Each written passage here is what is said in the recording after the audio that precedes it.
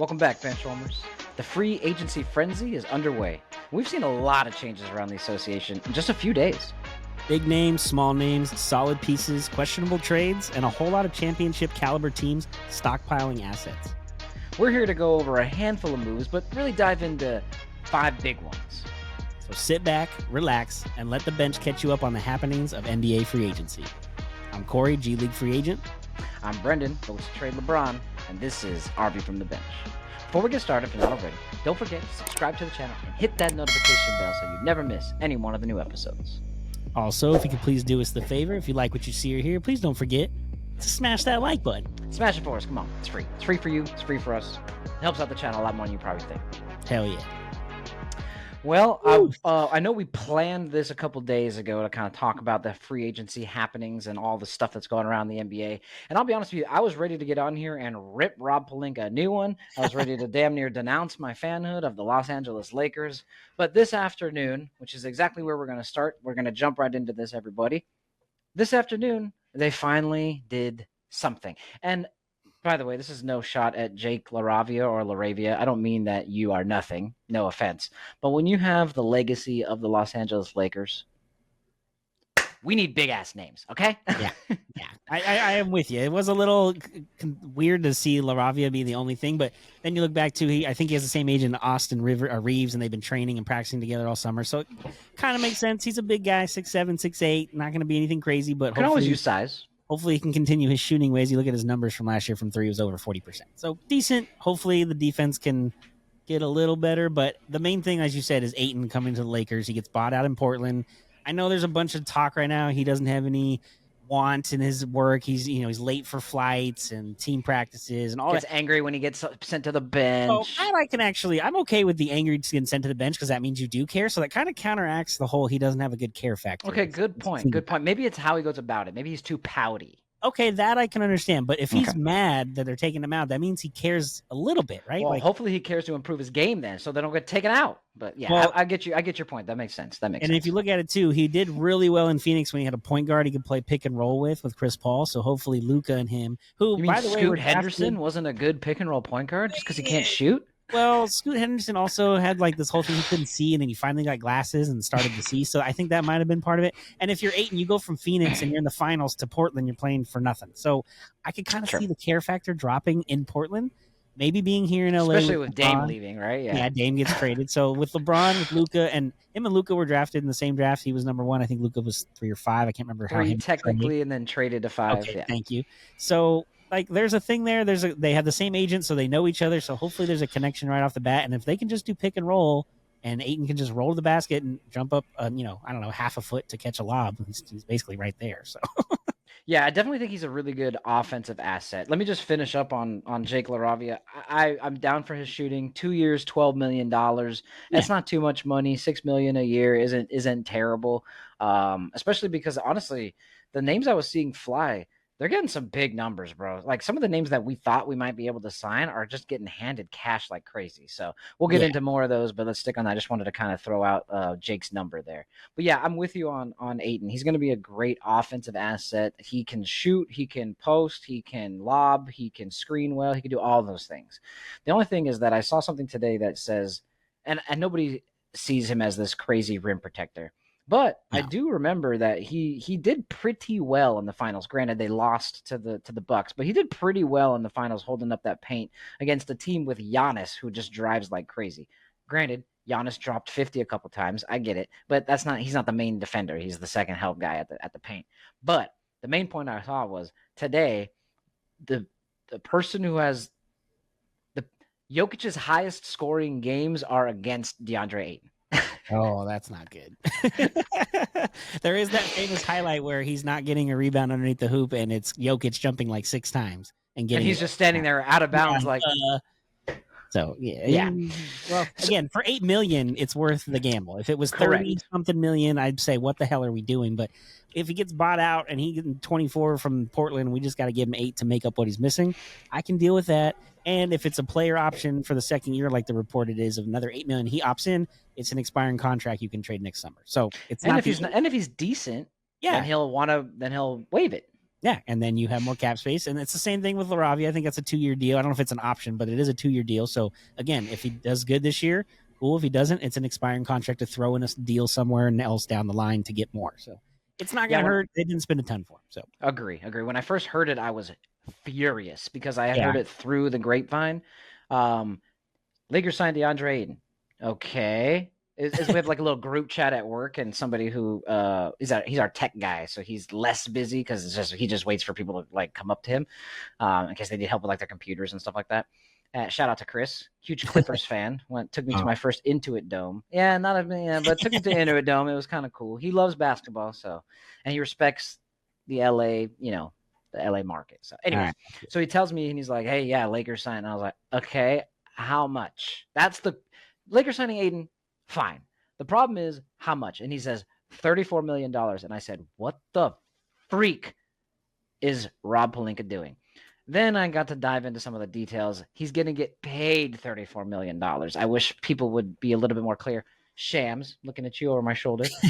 I wish you would be a little more clear on your tweets saying that he's going to get paid $34 million. That's not all from the Lakers, to your point. And so I was a little bit better with that. And honestly, with what's left on the market, it's the best option. Yep, I agree. And there's rumors that they've maybe offered their $5 million mini level exemption or whatever to Al Horford. So that wouldn't be terrible to have as a backup if you're going to go Ayton starting and him backup. They kind of look different. He can stretch the floor and shoot more. So again, defensive minded more so than Ayton. Maybe can teach him some things as the old vet.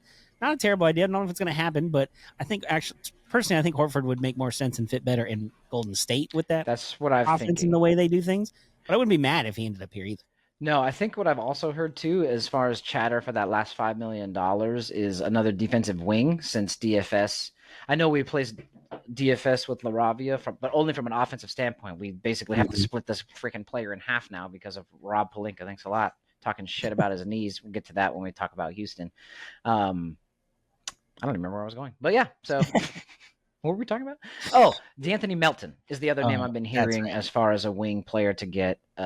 Played great defense for the Warriors last year, but the Warriors kind of want to retain him as well still. So that's a possibility, but I'd be down for Horford or Melton.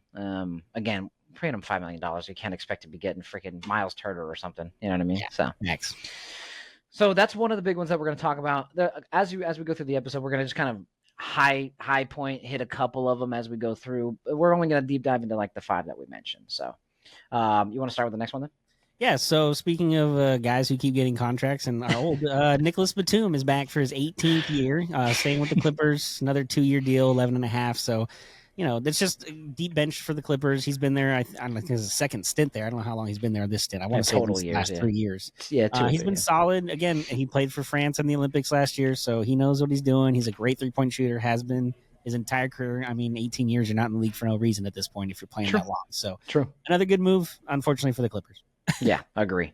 18. It's funny that we make fun of, and I'm not mad at you because I agree. It's like, damn, this guy. And here we are, and we have somebody on our team who's been in the league for 20 something years.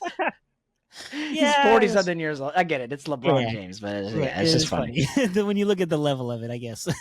Like 18 years, what a freaking old man. Anyway, so LeBron signed his 22nd year, and anyways, okay. Next one that we're going to kind of talk about here just briefly, Jordan Clarkson. Former Laker, obviously. It was nice for him to kind of pick up he didn't pick up. He was waived, by Utah. And so after, with his, kind of free agency, he was bought out. I'm sorry, not waived. Bought out. He decided to sign with the Knicks. I think it's a pretty good backup for, I mean, he's won 6 Man of the Year before. Good backup for Brunson. Yep, could score, so some pop off the bench, kind of like a Jamal Crawford 6 Man of the Year idea for the Knicks, which they need because Brunson doesn't need to be playing 38, 40 minutes every game during the regular season and the playoffs. Be nice to save him a little bit for the playoffs, so I think it's good that Clarkson can go in there because if Clarkson's one of those guys, if he goes and gets hot in the first couple minutes, he could score 20, 25 points. Oh, yeah, he can play. So I think it's a good thing for the Knicks, and it's a different change of pace when he's out there for Brunson on the bench because I can't imagine they're going to play together very much. So I think it'll be a nice change of pace, and he'll be able to essentially lead the second unit and kind of run it. So he seems like a fan favorite everywhere he goes too. Like obviously the Laker fans loved him. Utah seemed to really like him. They embraced him. Obviously winning 6 Man there, so I'm sure Knicks fans are going to love him too. And then him and Josh Hart I think played in LA together too. So now he's back with Hart. So that'll be fun. Yes, yeah. So that's pretty good. Mm-hmm. All right, next one. All right, Grizzlies locking up young players, which I mean we kind of expected once the Desmond Bane trade happened, which we mentioned in our last episode talking about the NBA draft. Bringing in Jaren Jackson, 5 years, 248, which is a lot, and that's awesome. But then the next day they announced he's having surgery on his toe and he's out for 3 months. So I don't know who knew the timing of all that, but I would have waited a little longer to announce that part of it. But that's okay. Really. I mean, you're going to sign him anyways if it's only 3 months. It's just a toe. It's not like his knee's broken or something. But so it's just funny timing. He is a big guy. Usually big men and lower extremity injuries are not good for the future. But just a toe, so hopefully that's not a huge deal. And not rooting against JJJ. I kind of like the guy. No. I don't like when we play him, but, Yeah, definitely not rooting against him. But just once a big man has an injury in the ankle, feet area, knees, it's usually a little scary from there on. It's a little iffy for sure. Be aware, Grizzlies. Speaking of another big man, they got Santi Aldama. They went ahead and gave him a 3-year, $52.5 million deal, which is he's a big stretch 4 or 5 guy. Yeah. Can shoot really well. His fit actually really well there in Memphis. So I think with Ja and Jaren Jackson Jr., no more Desmond Bane, he's only going to get more looks next year. So I think it's a good idea to lock him up if you're the Grizzlies. And he's a lot cheaper than Desmond Bane. He doesn't do the same thing as Desmond Bane. No, yeah. As far as providing scoring and stuff like that. 3-point shooting, not as good as Desmond. But Memphis is in an interesting spot. This is I think the year that they either figure it out and get into the playoffs and maybe make an actual run of some sort, or they're going to have to figure out who the next franchise cornerstone is, because it's just not going to work if that's the case, especially if he gets injured again, because he's those Derrick Rose, Westbrook guys, they go to the rim so hard, and at some point it comes back to bite you. Which sucks, man, honestly, because they're so fun to watch. So it kind of deteriorates the game. You know what I mean? You're like, dang, that was so fun to see him just go dude, Russell Westbrook is probably the only different one, because he goes crazy 100% of the time, and he almost never gets hurt. Dude, that guy hates the rim more than any other player I've ever seen in my life. I feel like he would shoot it with a gun if he could. It's like one of those, that thing that we saw, that meme that was going around, what Thunder fans used to, or what the Thunder hoop used to see, and it's Westbrook just going ham, and what Thunder hoop see now is just Shea at the free throw line. It's so funny. Hey, it is what it is. Yeah. All right, this is a deep dive one. We're going to talk about the Rockets again. We definitely touched on the Kevin Durant trade in the last episode. Go check that out. We give our take on that. We'll probably talk about it a little bit here, but they've done a lot more with this team since then, namely taking one of our best players and Luka's best friend, Dorian Finney-Smith. To me, that is probably the biggest one.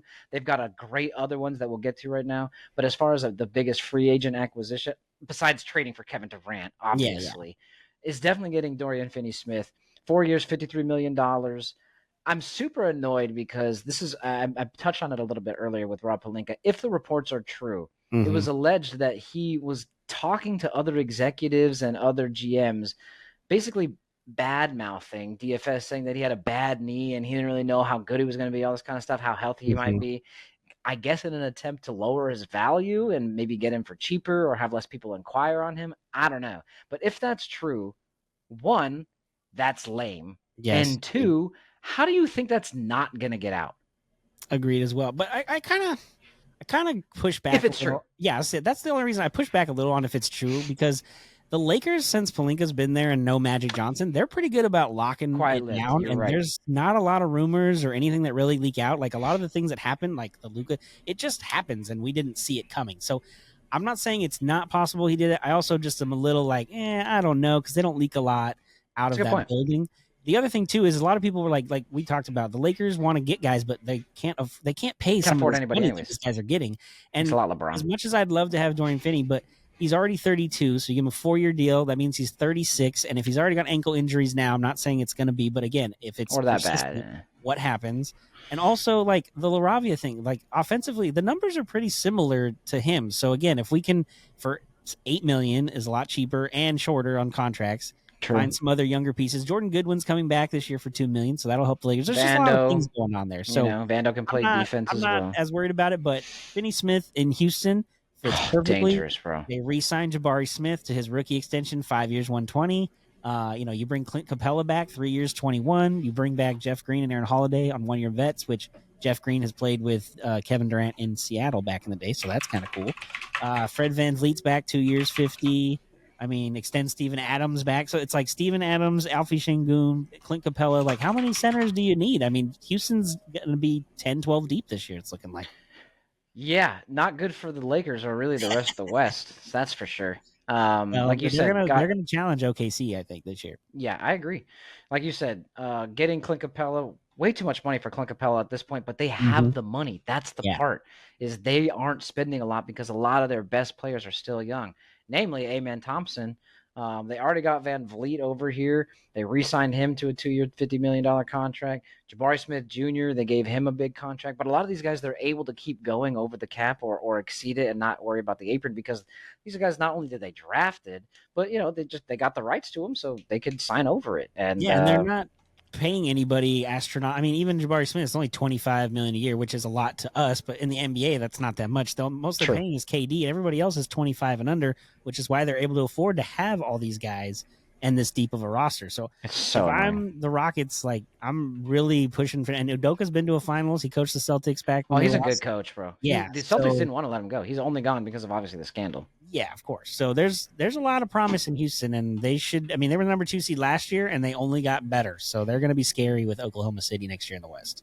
Good luck. Damn it.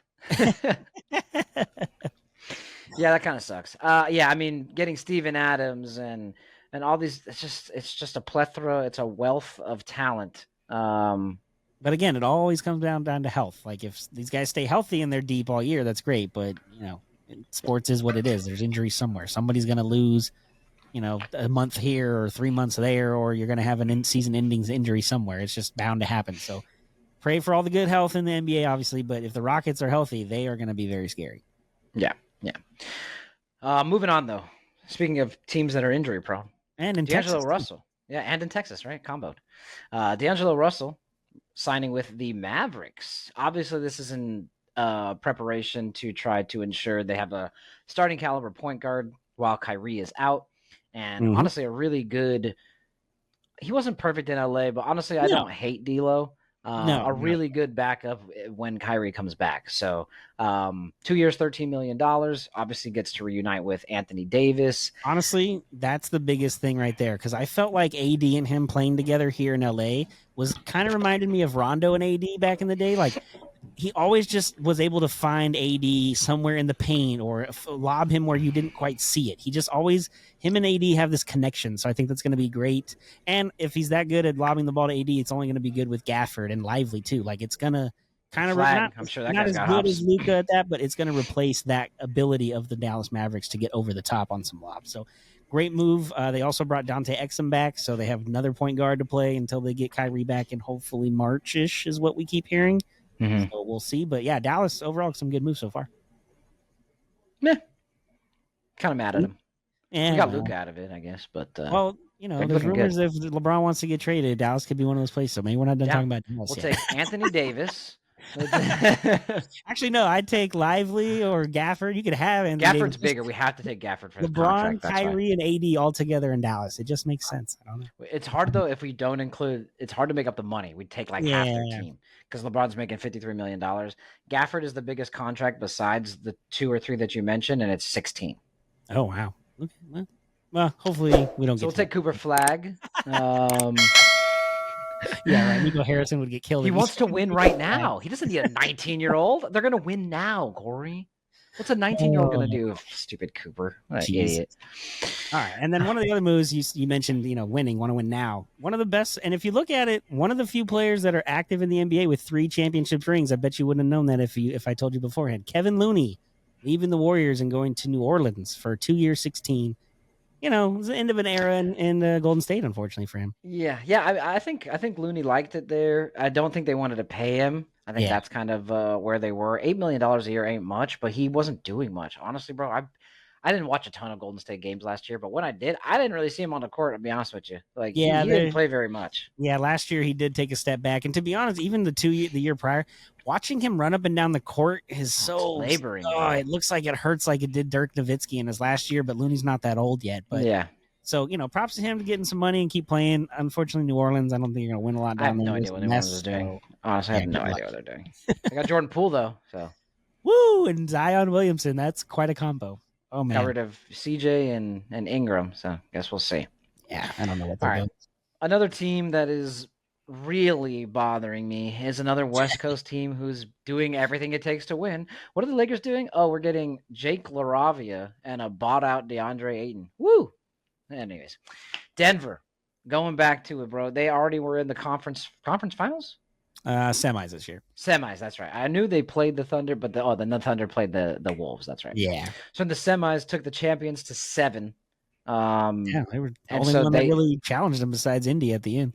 Yeah, and honestly, gosh, dude, I think he could have won. That's freaking Achilles, bro. I don't even want to talk about the. Yep, you're right. So Denver, they get their man Bruce Brown. He went and got paid, and now he's coming back to try to win more championships. Mm-hmm. They trade for Jonas Valanciunas. They add Gary Trent Jr. And the big one, they finally move off of Michael Porter Jr. They have to attach a future unprotected first, but it's in 2032, which I think we figured out is if they're really good, a 6th or 7th grader right now. Yeah, and you get Cam Thomas, and you get Cam Johnson. God, I did it again. Cam Johnson. I don't know why I keep saying Thomas. I don't know. He was on the same team. That's why. But no, you get Cam Johnson, who is basically like a better offense, better shooting Aaron Gordon. Now you have 2 Aaron Gordons, basically. It's like, oh my gosh. So the rich just get richer. We're definitely not beating Denver. I'd say we go 1 for 3 or 1 and 3 or 0 for 4 against them this year, because our center has allowed the most points to Jokic. I don't know, bro. Denver looks great again. Houston, Denver, and Oklahoma City, barring injuries, I think are the top of the West next year. Yeah, agreed. And also, we got to give Denver a little bit of a shout out too. It's like Adelman's first real year as the head coach, so let's see if that makes any difference for them moving forward. They grinded through the playoffs, though, man. Yeah, but he was only the coach for like 8 games at the end of the season in the playoffs. So let's see if that mojo and that like feel of enjoying playing for him carries over.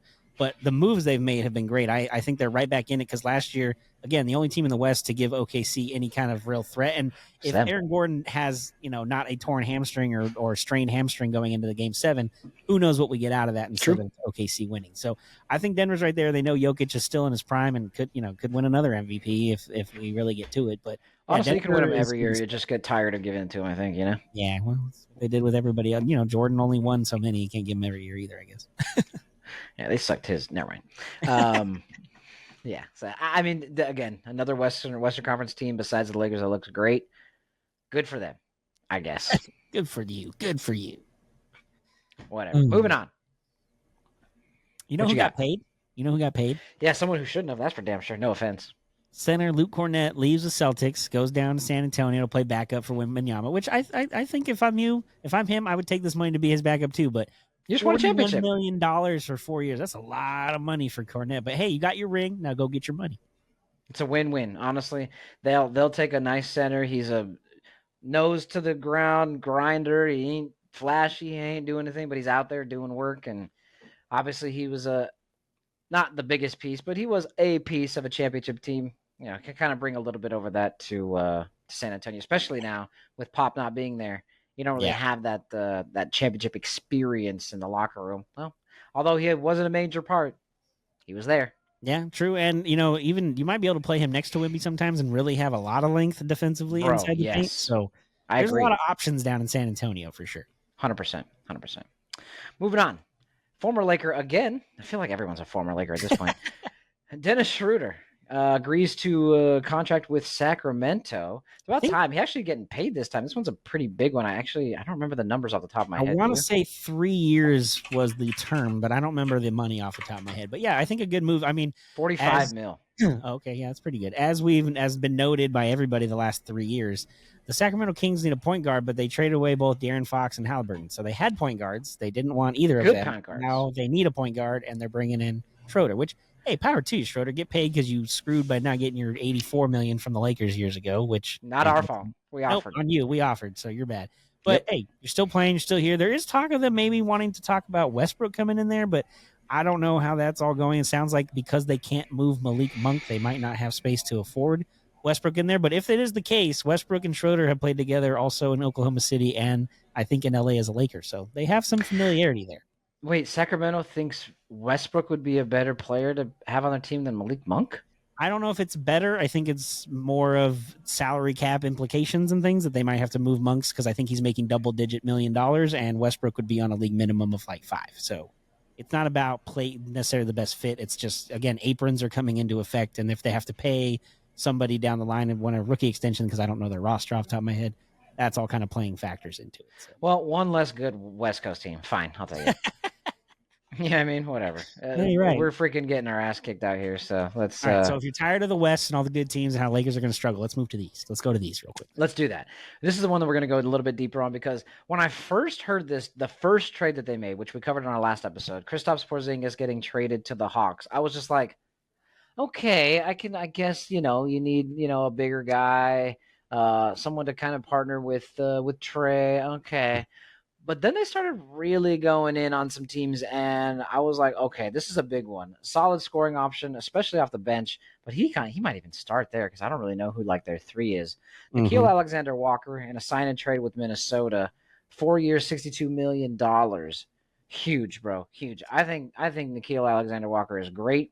He's related to Shai Gilgeous-Alexander, so them being cousins, that's the Alexander connection. So obviously it's like in their bloodline to be at least decent at basketball. I think this is a pretty big one. And then them also adding Luke Kennard, one of the best three-point shooters in the league, to kind of give that spacing to Trey. He's going to collapse the defense, or he'll shoot it from half court. Who knows what he's feeling that day. But if he collapses, Luke Kennard's going to be sitting pretty anywhere on the arc. That dude can shoot. Doesn't need to be a corner guy. Doesn't need to be a top of the key guy. Is it behind the arc? Yes, it's probably in almost half the time. So I think they're doing a lot better than I thought. And they picked up some bigger players. I was confused with Kristaps, but I'm starting to see it here. I'm starting to see it. Yeah, and if you look at their roster too, Zach Rishashir was a top pick last year. He's pretty good. Dyson Daniels, I believe that's the Great Barrier Thief is his nickname, because he's good on defense. Kungwa is his name, I believe. Jalen Johnson. They have some nice pieces there. And in a weird way, now with these other ones coming in, if you look at this team, it's not exactly because the game has changed, but in the way I'm looking at it, it kind of reminds me of the team with AI when they went to the finals. You have a small guard who's going to dominate the ball, and they're going to double and triple team him, and he's going to kick it out to everybody who's open and can shoot three. So what they've done is surround him with three-point shooters, big guys that can play some defense in the paint, because we know Trae Young doesn't play great defense. So they've got Daniels at the top to help with that, Porzingis in the back.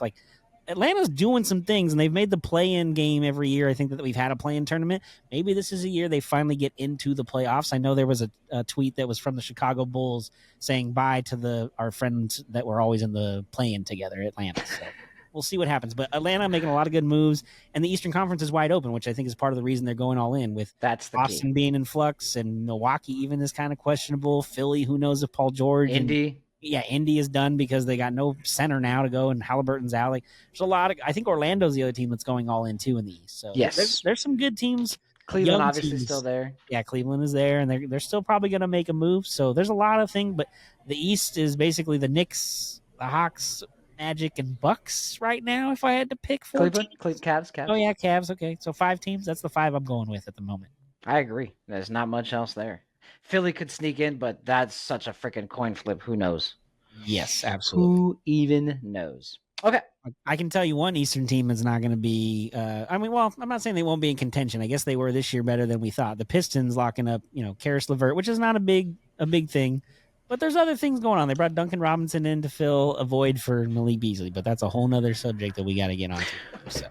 Which we're gonna make a small video about. Go check us on YouTube, on Instagram. We're gonna make a quick short on that one, because we got some stuff to say about that. But it's not really related to free agency news, so we kind of want to just kind of put that on the side. So make sure you check that out. You are right. We're gonna put it on Instagram, TikTok, and Twitter at RVUFTB. Perfect. All right, moving on. All right, so I thought I was wrong. Brook Lopez returns to LA, baby. He's in a different building, too. Not even sharing the building. He's not our LA. Damn. He is in Inglewood playing for the Clippers. But, 2 year, 18, I get it. He's from SoCal. He's coming home. Backing up. Big Disneyland fan. Yeah, backing up Ivica Zubac. So they have a great duo in the centers for the Clippers. But, again, we can't find one. They pile up all these guys, and then they never do anything. So until something happens, power to you, and good job by getting Brook Lopez, but we'll see if it happens. True. Ugh, we could have had him. Yeah. Anyways, all right, moving on. Last one, Bucks. We got to talk about it. There's a lot that's happened, and it's kind of crazy. So let's run through the first ones, and then we can kind of go. They're cutting Damian Lillard. $113 million, the highest ever paid buyout in league history, or not buyout, scratch. Yeah. They're giving him $22 million for the next 4 years. To not be on the team is insane to me, but you know what? I guess that's what they're doing. And they're using that money to sign Miles Turner. That's kind of the biggest offseason acquisition for the Bucks. Giannis seems confused. Yeah. Which is great news for the rest of the league, I guess. I don't know how to think of what the Bucks are doing here. I like Miles Turner. I think he's a great center. I don't think the Bucks were a Miles Turner away from doing anything. No, that's the biggest thing. And they don't really have anything to trade that's worth anything because nobody wants Kuzma. Trying to think of who else they even have. I guess Kerry Trent Jr. came back for them in return, so they have him. Kevin Porter Jr. Oh, Torian Prince. Of course, he's still with Darvin Ham. Oh, they're going to be fine. They're going to be fine. Yeah, that's true. Hold on, let me put my hands in my pockets and coach. Jeez, bro. And then Bobby Portis Jr. is coming back too.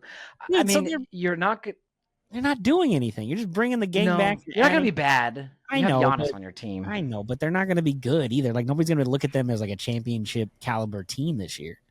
No, in the East, they're going to make the playoffs. A minimum of a play-in, but they'll probably be that's what I'm thinking, 5 or 6 seed, because a lot of other teams are kind of going for it. Obviously, it depends on injuries, those things that we don't know going into the season. But there's also I don't know. There's also reports that Giannis is waiting to see what they do in the offseason. So maybe come August or September, he sees what the roster looks like and doesn't want to be here, and then we're having a discussion of a breaking news Giannis trade. So not guaranteed he's going to be a Buck this year necessarily at this moment. I'm just gonna throw it out there. Okay. Giannis for LeBron, straight up. Hey, I don't know who says no. Hey, actually, I don't know who says no. Include Bronny. And Bronny. And you know what? We'll even give you that last first-round pick we have, the 2031 first-round pick. It might even be worth it. All right. If we have to. I would be worth it for me. To get freaking Giannis Antetokounmpo, that's happening. That guy's like 27 years old. Giannis and Luka together would be crazy. That's what I'm saying. Can you imagine that lob threat? Oh, my gosh. Woo. Dude's insane. So that's most of what it is. Obviously, I mean, there's plenty of giant news outlets that kind of, give all the details, but we kind of wanted to give a little bit of our opinion and a run through of what it is. We're going to wrap up with something that just happened today, actually. Not necessarily a free agency move, but it's something that needed to happen because that one of those teams that we're talking about in the East that's, contending didn't even have a coach until today. Mike Brown, expected to be named head coach of the New York Knickerbockers. Quick thoughts? I think good overall. I mean, Same. I don't know. Mike Brown's always been a solid coach. He's won Coach of the Year twice, so he obviously knows what he's doing. He's been on assistant coaches for Popovich before, so he knows. He's coached LeBron back in the day in Cleveland. He's kind of done it all. It's a good fit. A coach in Golden State. Oh yeah, that's right, Golden State. That's true. Yeah, so I think it's a good fit. I think it'll be fine. There wasn't really anybody out there that they had to have. They tried to get Jason Kidd. They tried to get Udoka. All these guys are signed already. So obviously, everybody said, nah, dog. Yeah, so Mike Brown's not a terrible choice. It'll be interesting to see who he brings on the coaching staff or if he brings anybody back on the coaching staff because I know Brunson's dad is part of that from last year. So it'll be interesting to see if he's brought back and a part of that or not. Dumb question. Yeah, go for it. Can he just add Thibodeau as a defensive coaching specialist?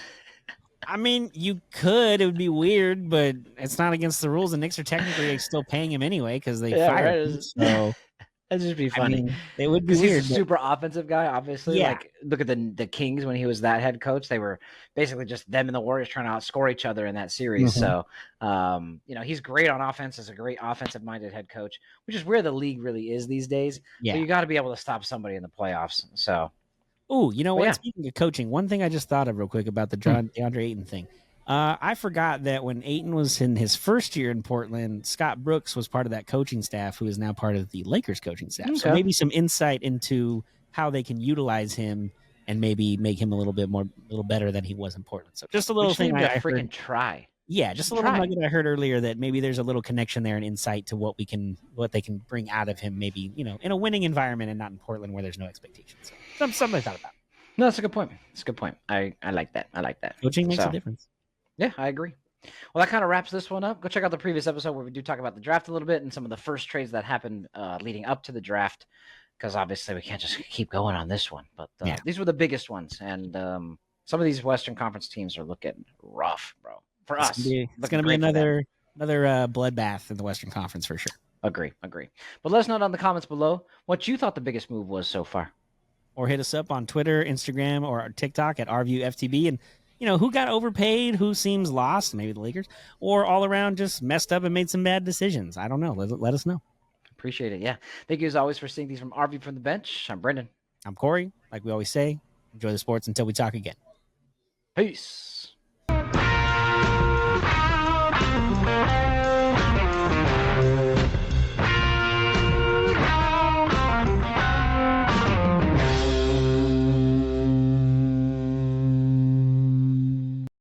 This was a Sycamore Fourth Studios production.